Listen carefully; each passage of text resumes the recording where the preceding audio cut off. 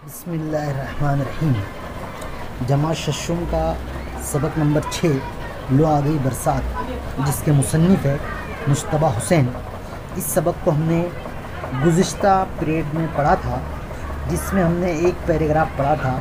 अब उसके बाद में उसका दूसरा पैराग्राफ हम पढ़ेंगे और समझेंगे कि बरसात का मौसम बड़ी उम्मीदों वाला मौसम होता है।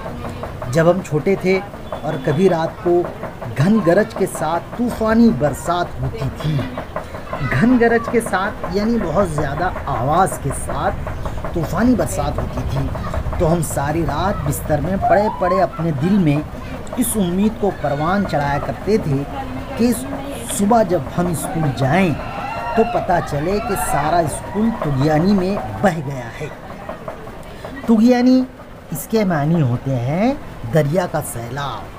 ऐसा पानी रात में आया है जैसा कि दरिया के अंदर सैलाब आता है। स्कूल के साथ साथ सारे टीचर भी अपनी छड़ियों समेत बह गए हैं और सारी किताबें भी बह गई हैं।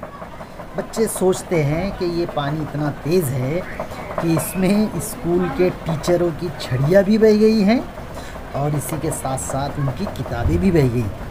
ये और बात है कि जब हम उम्मीदों वाली रात गुजार कर स्कूल पहुंचते थे तो स्कूल जूं का तूं खड़ा होता था। जूं का तूं यानी जैसे के वैसे खड़ा होता था। मगर इससे कौन इनकार कर सकता है कि बरसात हमारे दिल में सैकड़ों उम्मीदें पैदा कर देती है। बरसात हमारे दिल में सैकड़ों उम्मीदें पैदा कर देती है। इससे यानी कि जो ज़मीन से हरियाली उगती है, ज़मीन से फसलें उगती है, उसे यहाँ पर सैकड़ों उम्मीदें कहा गया है। सारी चीज़ें उसी से तकरीबन वाबस्ता है, जुड़ी हुई है। हमारे दिल पर ही क्या मौकूफ़ है, मौकूफ़ यानी मुनहसिर। हमारे दिल पर ही क्या मुनहसिर है। बरसात की आमद यानी आने से पहले खुद धरती के सीने में भी बड़ी उम्मीदें छुपी होती हैं, जो बाद में लाखों नन्हे मुन्ने हरे भरे पौधों की शक्ल में धरती के सीने से उबल पड़ती है। यानी ज़मीन से हरियाली पैदा होती है। ज़मीन से जब हरियाली पैदा होती है तो इसी के साथ में जो भी जानवर है उनको जो है अच्छे से अच्छा चारा मुहैया होता है। ये सारी चीज़ें होती है। बरसात के मौसम की एक खूबी ये होती है कि इससे बचने के लिए हर आदमी हर मुमकिन कोशिश करता है, लेकिन फिर भी इस कोशिश में हार जाता है। सड़क पर जिस किसी को देखिए वो ना सिर्फ रेन कोट में बंद होता है बल्कि एक अदद छतरी भी अपने साथ रखता है। एक अदद छतरी, अदद यानी ये गिनती के अंदर इस्तेमाल होता है। एक अदद, दो अदद, तो एक अदद यानी एक छतरी अपने साथ रखता है, लेकिन फिर भी भीग जाता है। हम देखते हैं कि छतरी वाला इंसान भी ज़ोर से बारिश होती है तो वो छतरी भी उसको नाकाफ़ी होती है और इस वजह से वो उसके कपड़े वगैरह भीग जाते हैं। बरसात के मौसम की एक और खूबी होती है कि इसमें आदमी दूसरे आदमी को पहचान नहीं पाता, क्योंकि सारे ही लोग रेन कोटों, टोपियों और छतरियों के नीचे छुप जाते हैं। बरसात के मौसम में हम देखते हैं कि बरसात से हिफाजत के लिए इंसान जो है कोशिश करता है और उन कोशिशों में यहाँ पर बताया गया है कि रेन कोट होते हैं, टोपियाँ होती है, छतरियाँ होती है। उससे इंसान बारिश से बचने की कोशिश करता है। अक्सर ऐसा हुआ कि हम मालिक मकान यानी ये किराएदार हैं एक, तो किराएदार अपने मालिक मकान से अपने घर की छत की शिकायत करने इनके घर पहुँचे और वो हमारी नज़रों के सामने रेनकोट में छुपकर घर से बाहर निकल चले गए। और बाद में इनकी बीवी ने बताया, अभी जो साहब आपके सामने रेन कोट ओढ़ कर गुजरे वो आपके मालिक मकान ही तो थे। इसका बदला हमने अक्सर यूँ लिया कि जब मालिक मकान हमसे किराया मांगने के लिए घर आते हैं तो हम भी रेन कोट ओढ़ कर इनकी निगाहों के सामने से फातिहाना गुजर जाते। फातिहाना ये लफ्ज़ बना हुआ है फ़तेह से। फ़तेह यानी जीतना, तो फातिहाना यानी जीतने वाले की तरह गुजर जाते हैं। ईंट का जवाब पत्थर से ना दिया जाए ना सही, लेकिन ईंट का जवाब ईंट से देने में क्या कबाहत है।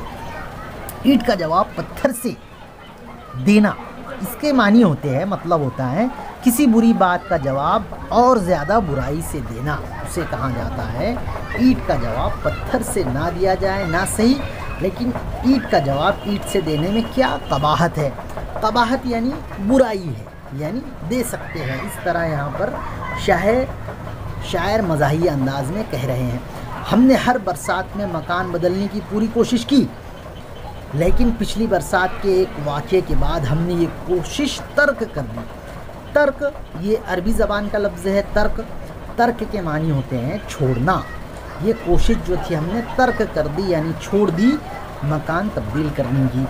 क्यों छोड़ दी, इसमें बता रहे हैं कि हुआ यूँ कि एक रात लगातार और धुआंधार बरसात होती रही और उसके साथ ही हमारे मकान की छत भी टपकती रही। हम सारी रात भीगते रहे पानी में। दूसरे दिन हमने तय कर लिया कि अब मकान बदल के रहेंगे।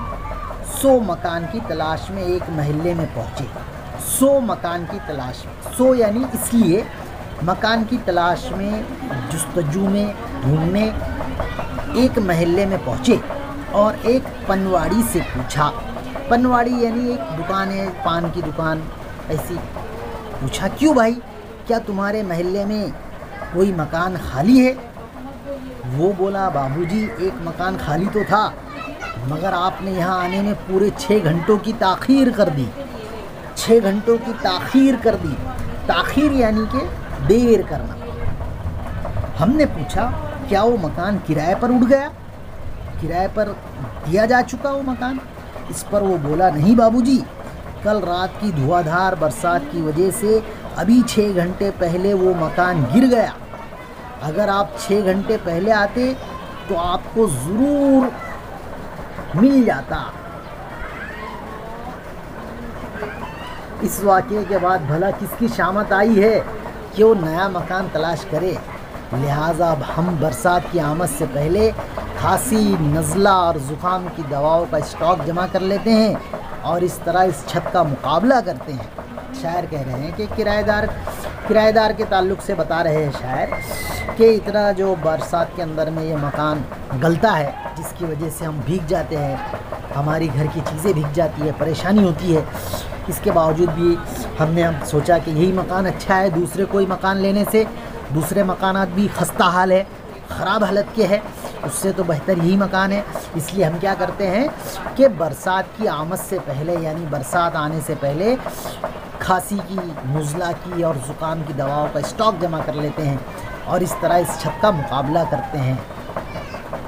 ये शायर कह रहे हैं। उसके बाद के पैराग्राफ में हम देखेंगे, बरसात के मौसम की एक और ख़ुसूसियत ये होती है कि इसमें नए नए समाजी ताल्लुकात और आपके नए नए दोस्त पैदा होते हैं। नए नए समाजी ताल्लुकात पैदा होते हैं, एक दूसरे से रब्त होता है।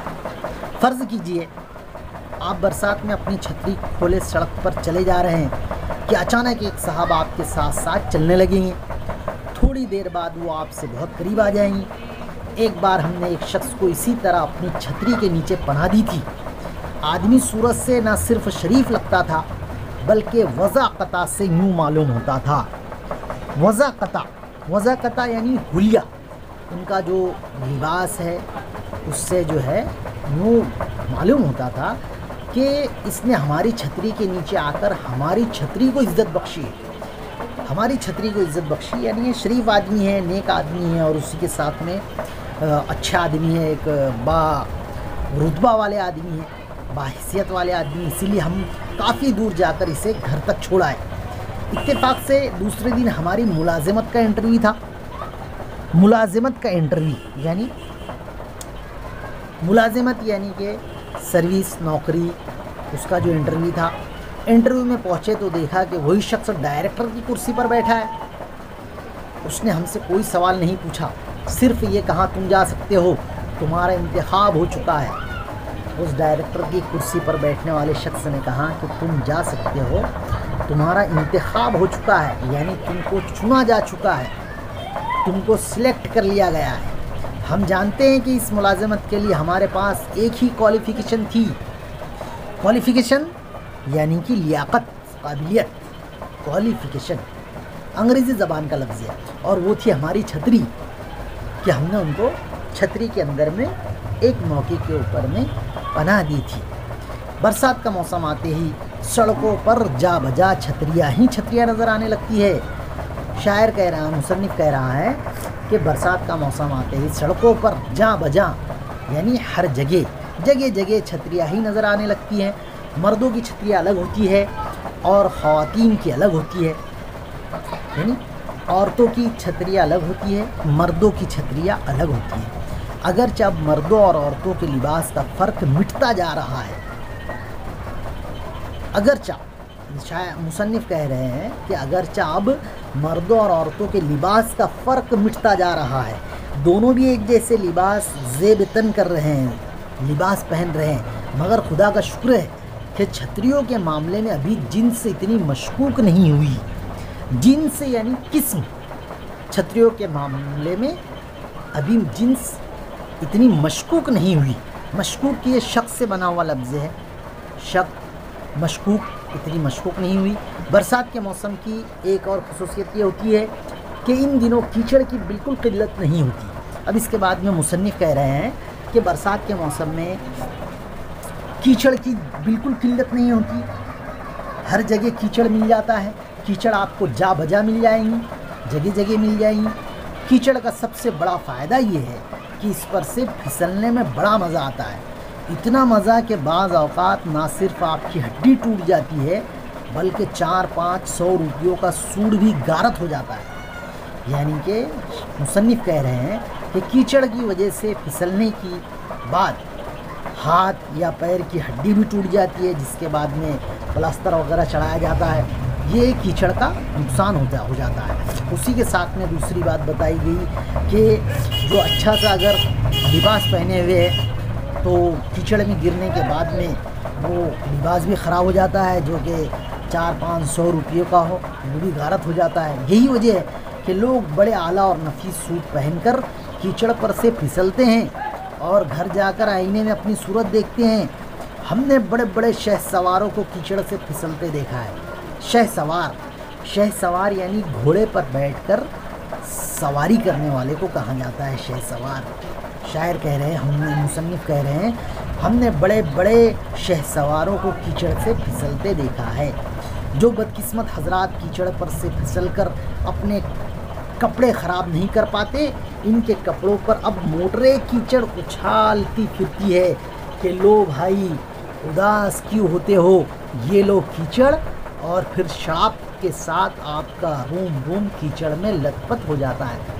जो अगर कीचड़ से बच जाते हैं, कीचड़ में गिरने से बच जाते हैं, तो वो उनको जो मोटर गाड़ियाँ होती है वो ऐसी चलाते हैं लोग कि वो कीचड़ वगैरह भी देखते नहीं हैं और तेज़ी से निकलते हैं, जिसकी वजह से वो कीचड़ लोगों के आंख पर गिर जाता है और लोगों के कपड़े ख़राब हो जाते हैं। ये मुसन्निफ़ यहाँ पर सबक के अंदर में बतला रहे हैं। अब ये हमने सबक पढ़ने के बाद आइंदा पीरियड पर हम इसके सवालात और जवाबात को देखेंगे। आज के लिए इतना ही। खुदा हाफिज़।